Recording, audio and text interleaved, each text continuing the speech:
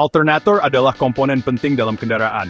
Biasanya, alternator bertugas mengisi daya aki mobil. Namun, tahukah Anda, alternator juga memiliki sifat dualitas. Artinya, ia tidak hanya bisa menghasilkan listrik. Alternator juga bisa diubah fungsinya menjadi motor listrik.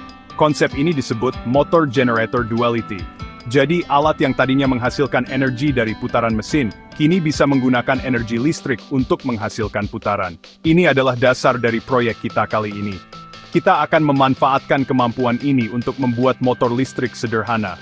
Untuk membangun motor listrik dari alternator, kita butuh beberapa komponen utama. Yang pertama tentu saja adalah alternator itu sendiri. Pilihlah alternator dengan ampere yang cukup besar, misalnya 90 ampere atau lebih. Kemudian, kita memerlukan baterai sebagai sumber tenaga. Baterai lithium lebih disarankan karena ringan dan kapasitasnya besar. Selanjutnya, ada motor controller. Komponen ini berfungsi mengatur arus listrik dari baterai ke alternator. Tanpa controller, putaran motor tidak bisa diatur. Terakhir, kita butuh throttle atau tuas gas. Ini digunakan untuk mengendalikan kecepatan motor listrik kita nanti.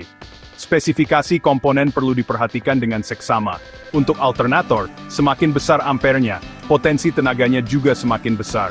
Baterai sebaiknya memiliki voltase yang sesuai dengan controller dan alternator. Misalnya, sistem 48 volt atau 72 volt cukup umum. Kapasitas baterai, diukur dalam ampere hour, akan menentukan jarak tempuh. Motor controller harus mampu menangani arus dan voltase dari baterai dan alternator. Pilihlah controller yang memiliki fitur lengkap, seperti pengaturan arus dan proteksi. Throttle bisa menggunakan model Hall effect yang umum dipakai di sepeda listrik, untuk kemudahan instalasi dan penggunaan. Konsep mengubah alternator menjadi motor memang menarik. Banyak pegiat otomotif dan DIY enthusiast mencoba hal ini. Ini seperti membuka potensi tersembunyi dari sebuah komponen. Alternator yang biasanya hanya membantu mesin konvensional, kini bisa menjadi jantung penggerak utama. Tentu saja, ada tantangan teknis yang perlu diatasi. Namun, dengan pemahaman yang benar dan langkah yang tepat, ini bisa diwujudkan. Proyek ini bukan hanya soal membuat kendaraan, ini juga soal belajar dan berinovasi dengan teknologi yang ada di sekitar kita. Langkah pertama adalah memodifikasi alternator. Alternator standar memiliki regulator internal. Regulator ini berfungsi menjaga tegangan output saat alternator menjadi generator. Untuk mengubahnya menjadi motor, regulator ini biasanya perlu dilewati atau dilepas. Kita perlu mengakses langsung ke brush dan field coil, atau kumparan medan. Beberapa tipe alternator mungkin memerlukan modifikasi pada dioda rectifier bridge juga. Tujuannya, agar kita bisa mengontrol arus yang masuk ke kumparan rotor dan stator secara terpisah melalui motor controller. Proses ini membutuhkan ketelitian agar tidak merusak komponen internal alternator. Setelah alternator dimodifikasi, kita perlu memikirkan sistem transmisi. Tenaga dari alternator perlu disalurkan ke roda. Cara paling umum adalah menggunakan puli dan belt. Pasang puli pada poros alternator. Lalu, pasang puli yang lebih besar pada roda belakang motor. Ukuran perbandingan puli akan mempengaruhi torsi dan kecepatan maksimal. Belt yang sesuai kemudian menghubungkan kedua puli ini. Pastikan belt memiliki ketegangan yang pas. Tidak terlalu kendor agar tidak selip, dan tidak terlalu kencang agar tidak membebani bearing alternator secara berlebihan. Selanjutnya adalah wiring diagram atau skema perkabelan. Secara sederhana, baterai dihubungkan ke input motor controller. Output dari motor controller kemudian dihubungkan ke terminal alternator yang sudah dimodifikasi. Biasanya ada 3 kabel fasa untuk alternator tipe brushless, atau koneksi ke field coil dan armatur untuk tipe brush. Throttle juga dihubungkan ke motor controller. Controller akan membaca sinyal dari throttle untuk mengatur seberapa banyak daya yang dialirkan ke alternator. Pastikan semua koneksi kabel kuat dan terisolasi dengan baik untuk menghindari korsleting yang berbahaya. Pemasangan fisik komponen ke rangka motor juga penting. Alternator perlu dudukan yang kuat. Baterai juga harus ditempatkan dengan aman dan terlindungi. Biasanya, baterai diletakkan di tengah rangka untuk distribusi berat yang baik. Motor controller sebaiknya diletakkan di tempat yang mendapat pendinginan cukup dan terlindung dari air. Perencanaan tata letak komponen akan mempengaruhi stabilitas dan keamanan motor listrik rakitan ini. Selalu utamakan keselamatan dalam setiap tahap instalasi komponen-komponen tersebut agar berfungsi optimal dan aman saat digunakan. Saat tuas gas atau throttle diputar, sinyal dikirim ke motor controller. Controller kemudian mengambil daya dari baterai. Daya ini dialirkan ke alternator, yang kini berfungsi sebagai motor. Alternator akan mulai berputar, menggerakkan puli. Melalui belt, putaran ini diteruskan ke puli roda belakang. Akhirnya, roda belakang berputar dan motor pun melaju. Semakin dalam throttle diputar, semakin besar arus yang dialirkan controller ke alternator. Akibatnya, putaran motor semakin kencang dan akselerasi meningkat. Sistem ini cukup responsif jika controller disetel dengan baik. Salah satu keunggulan sistem ini adalah potensi regenerative braking. Saat kita mengurangi gas atau mengerem, motor controller bisa diatur untuk mengubah fungsi alternator kembali menjadi generator.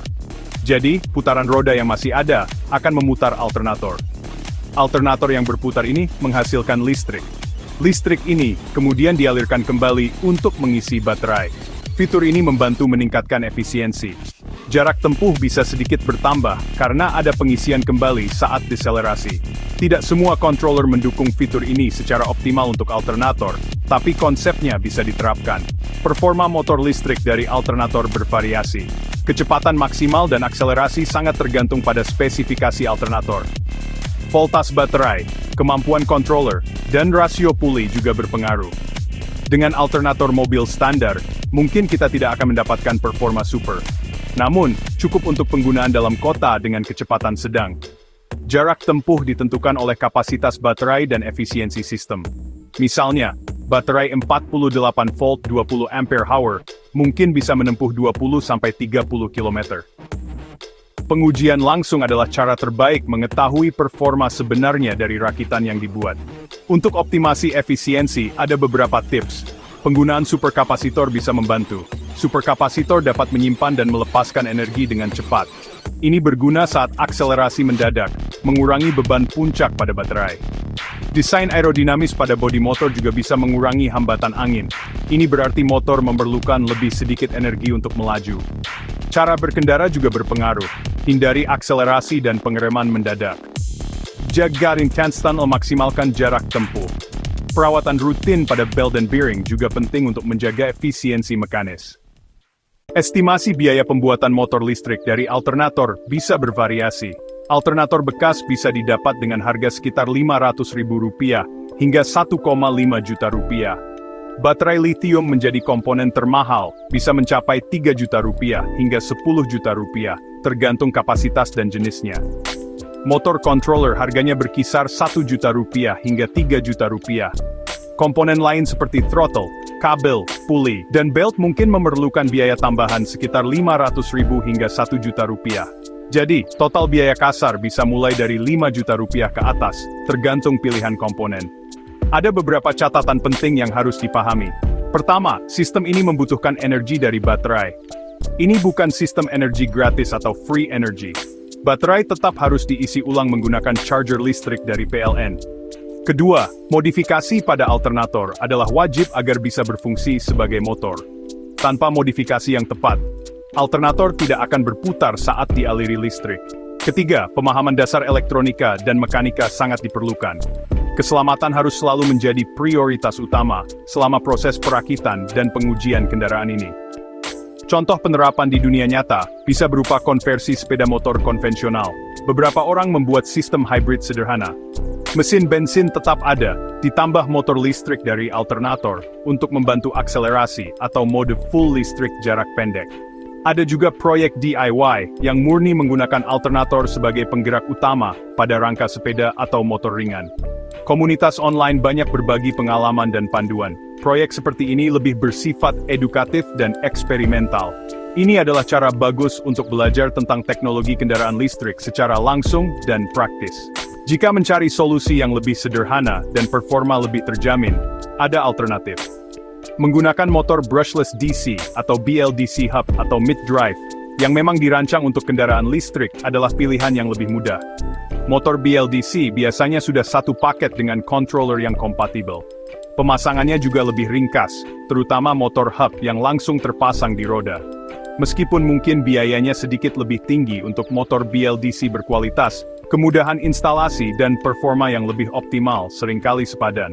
Pilihan ini cocok bagi yang ingin hasil cepat dan lebih andal.